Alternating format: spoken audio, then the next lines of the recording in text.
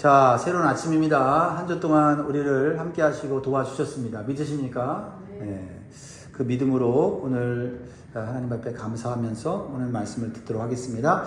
마태복음 15장 29절에서 39절의 말씀이에요. 우리 같이 한번 기도 제목 따라 하십니다. 나의 연약함과 고통을 아시는 주님의 발 앞에 모든 것을 내려놓게 하시고 주님의 일하심을 보게 하소서. 아멘. 우리가 살아가면서 끊임없이 느끼는 감정은 부족함이에요. 부족함. 그래서 나의 앞날이 막막해 보이고요. 건강은 나이가 들수록 예전 같지가 않고 마음의 허기는 무엇으로 채워야 될지 암담한 그러한 감정, 그런 느낌이 들 때가 있습니다. 우리는 이 결핍을 스스로 채우려고 참 여러 가지 방법으로 애를 씁니다. 그러다가 기진맥진해지는 거죠. 한계구나. 더 이상 나는 할 수 없구나 라는 생각을 하죠. 혹시 여러분들 중에도 그러한 무거운 짐을 진 채 누가 좀 나를 도와줬으면 좋겠다 하는 간절한 마음으로 이 자리에 앉아 있지 않습니까? 오늘 본문은 이와 같은 상황에서 우리가 찾아야 할 분이 예수님이심을 보여주고 있습니다. 주님은 우리가 말하기 전에 우리의 연약함과 부족함을 먼저 알고 계십니다. 그리고 지쳐있는 우리를 도와줄 준비가 되어 있습니다. 여러분, 때때로 바다의 물에 빠진 사람 이야기를 듣지 않습니까? 근데 바다의 물에 빠졌을 때 구조대원이 즉시 구출하지 않습니다. 자기 힘이 다 빠져서 도저히 자기 힘으로는 수용할 힘조차 없을 때 구조대원이 들어가서 그 사람을 끌고 나온다고 해요. 그 물에 빠진 사람이 그 물속에서 구조대원이 들어오면 엄청난 힘으로 구조대원을 붙잡음으로 말미암아 구조대원이 같이 빠져 들어간다 합니다. 어쩌면 우리가 지쳐있고 피곤하고 약하고 이제 앞으로 어떻게 할 수 있을까 하는데 우리의 힘이 더 완전히 빠져서 기진맥진해질 때 그때서야 온전히 주님을 의지하는 상태가 될 수 있다는 사실을 우리가 기억해 보면 좋겠어요. 사랑하는 성도 여러분, 내 힘으로 인생의 문제를 해결하다가 완전히 지쳤을 때 주님의 발 앞에 우리의 문제를 가만히 내려놓을 수 있는 내 의견, 내 판단 이렇게 하면 좋겠습니다. 그거는 아닌 것 같은데요 하는 그런 의견조차 없을 때 그때 주님께서 주님의 방법으로 역사하실 줄 믿습니다. 그것이 오늘 우리가 읽은 본문이 보여주는 그림입니다. 그러면 회복을 주시는 주님 앞에 우리에게 필요한 믿음은 무엇일까요? 첫 번째는요, 상처 입은 사람들을 주님의 발 앞에 데려오는 믿음이 있어야 합니다. 오늘 예수님께서는 이제 갈릴리 호숫가, 이 지역은 이방 지역입니다. 이방 지역에서 소망이 없는 삶에 지치고 피곤하고 병들고 장애가 있고 마귀에 사로잡혀 있는, 귀신에 사로잡혀 있는 자들에게 찾아가십니다. 그럴 때 사람들이 예수님이 오셨다는 소식을 듣고 그들을 예수님 발 앞에 데리고 옵니다. 29절, 30절인데 예수께서 거기서 떠나사 갈릴리 호숫가에 이르러 산에 올라가 거기 앉으시니 큰 무리가 다리 저는 사람, 장애인과 맹인과 말 못하는 사람과 기타 여럿을 데리고 와서 예수의 발 앞에 앉힘에 고쳐주시니. 자, 이 사람들은 유대인들이 아니고요, 이방인들이에요. 다시 말하면 하나님의 언약 백성이 아닙니다. 하나님의 구원에서 멀어져 있던 자들이죠. 지금까지는 우상을 섬기고 하나님과는 전혀 상관없는 삶을 살았던 사람입니다. 그런데 오늘 이 말씀은 독특한 표현을 우리에게 쓰고 있죠. 사람들이 그들을 예수님의 발 앞에 앉혔다라는 겁니다. 앉혔다라는 거죠. 스스로는 주님 앞에 나올 수 없는 사람. 병들어서 약해서 못 나오기도 하지만 주님 앞에 나간다는 생각조차 없는 사람들. 주님이 내 문제를 해결할 거라고 생각하지 못하는 사람들. 그래서 우상 앞에 절하고 내 인생을 맡겼던 사람들, 그런 사람들이 주님 앞에 나옵니다. 근데 스스로 나오는 게 아니에요. 누군가가 그들을 주님 앞으로 데리고 와서 앉혔다라는 거예요. 앉혔다. 조금이라도 믿음이 있는 사람들이 이러한 절망과 낙심과 상처로 인하여서 도저히 자신의 인생을 더 이상 전진할 수 없는 사람들을 주님의 발 앞에 데려다 놓았다라는 거예요. 오늘 본문이 주는 핵심적인 메시지죠. 그래서 치유의 시작은요, 내 능력에 있는 것이 아니라 바로 위치에 있다. 포지션이에요. 포지션. 우리가 해야 할 일은 내가 뛰어난 사람, 문제를 해결한 사람이 되는 것이 아니라 아픈 사람들, 상처받은 사람들, 해결을 받을 수 없는 절망이 있는 사람들을 주님 앞에 데리고 오는 거죠. 내 자녀를 내 훈계로 바꾸려 가지 마십시오. 내가 살아온 인생의 경험과 지식이 나에게는 그것이 워킹했을지 모르지만 지금 시대의 우리 자녀들에게는 워킹하지 않을 수 있다는 거죠. 우리가 가져야 될 지혜는 그들을 주님 발 앞에로 데리고 오게 해서 주님과 대화하게 하고, 그래서 주님이 그 누구보다 그 자녀의 마음과 문제와 아픔을 아시는 그 주님께서 그들을 이끌어 가도록, 우리는 문제 해결사의 역할이 아니라 인도자의 역할을 해야 한다는 겁니다. 근데 우리는 인도자의 역할이 아니라 우리는 통제자의 역할을 하려고 하다 보니 갈등이 생기고 어려움이 생기죠. 물론 우리의 마음은 진실합니다. 사랑이 있습니다. 그러나 사랑과 진실이 있다고 해도 올바른 영적 지혜가 없으면 제대로 되지 않습니다. 세상에서도 참 아이러니한 경우가 있지 않습니까? 세상에서 사회적 지위가 높거나 또는 공부를 많이 한 사람, 특히 상담학이나 심리학을 공부한 사람들, 교수님들의 자녀들이 잘 되는 경우도 있겠지만, 많은 경우에 그들이 강의하고 세미나 할 때 뭐라 합니까?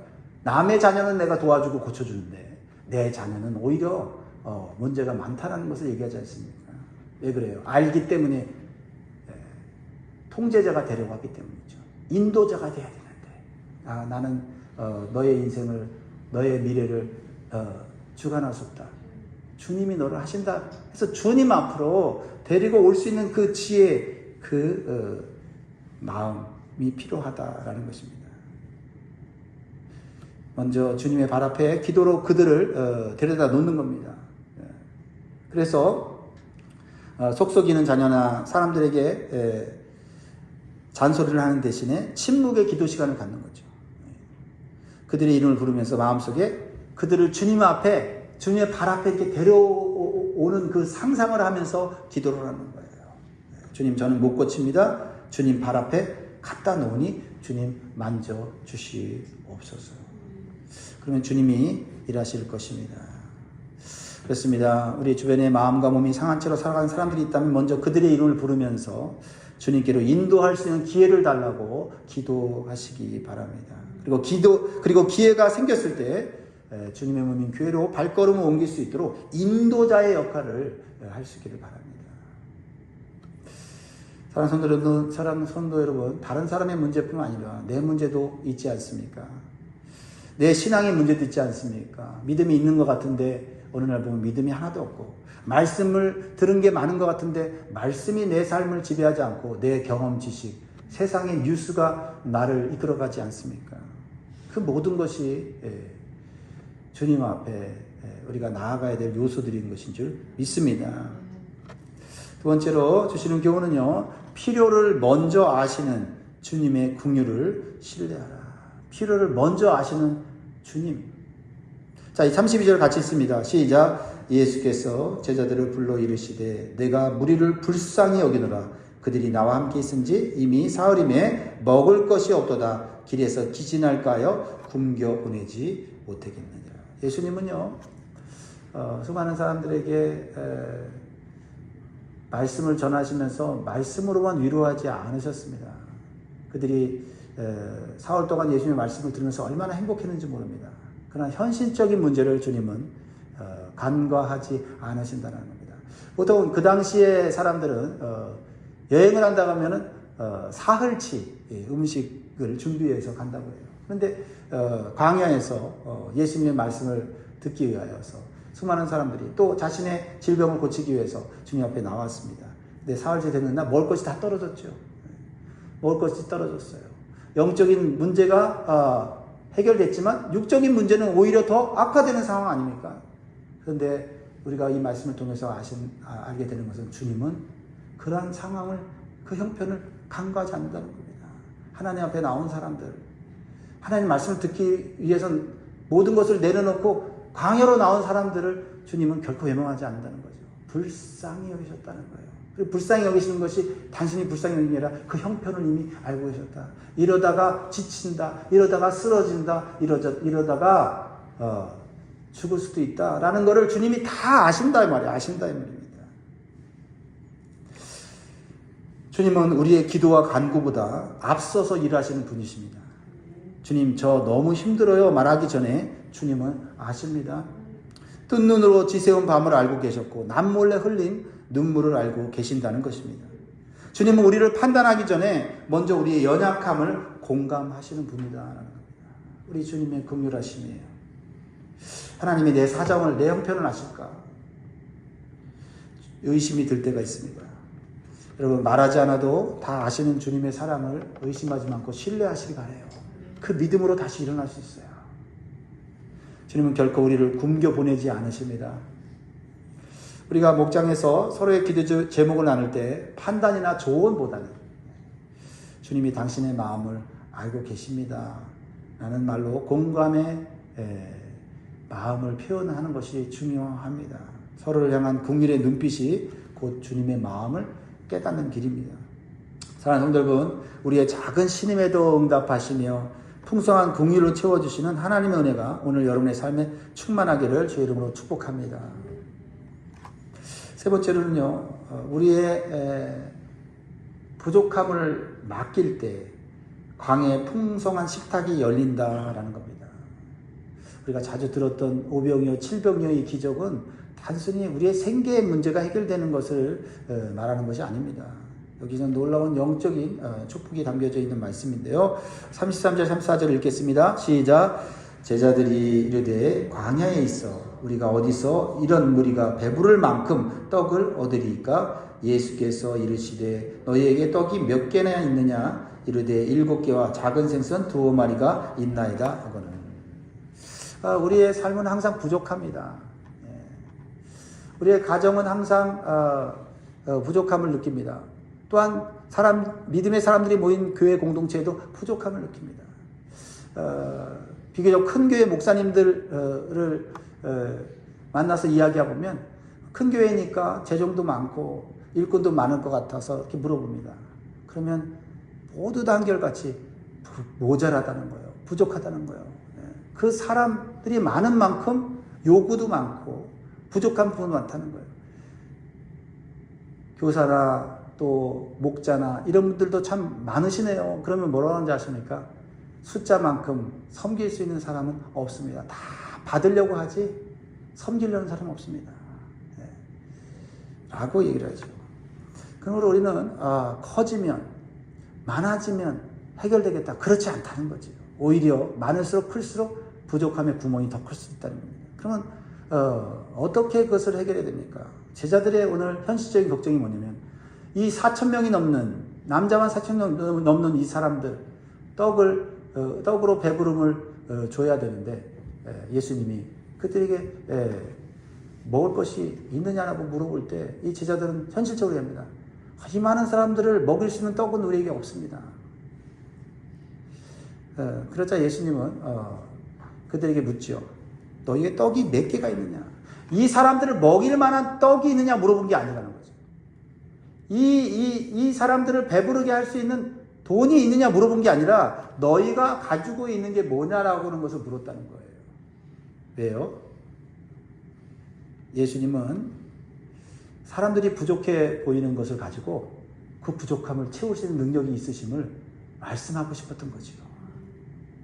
여기서 우리는 현실의 계산기와 주님의 능력 사이에서 우리는 선택해야 하는 것입니다. 끊임없이 계산기를 뜯으며 부족합니다. 없습니다. 이거 가지고는 먹을 수 없습니다. 라고 하는 그러한 방식으로 살아가면 우리는 항상 부족합니다. 그리고 할 수 있는 일만 하는 겁니다. 그러나 예수님이 너에게 있는 게 뭐냐라고 했을 때 떡 7개와 생선 2마리입니다. 가지고 오라. 그리고 그것을 주님이 하늘을 향하여 축사하시고 나눠주라고 하는 거죠. 아니 크게 만들어 놓고 많이 모아놓고 나눠주라는 게 아니라 있는 것 가지고 나눠주라고 하는 거죠. 여기에 뭐가 필요합니까? 여기에 필요한 건 믿음이에요. 믿음. 주님에 대한 믿음입니다.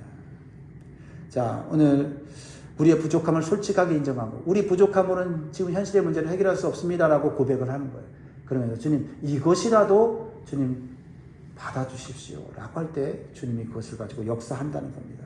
그래서 우리가 좀 풍요롭고 우리가 좀 모든 일이 형통할 때는 우리가 주님의 일을 열심히 할 수 있습니다.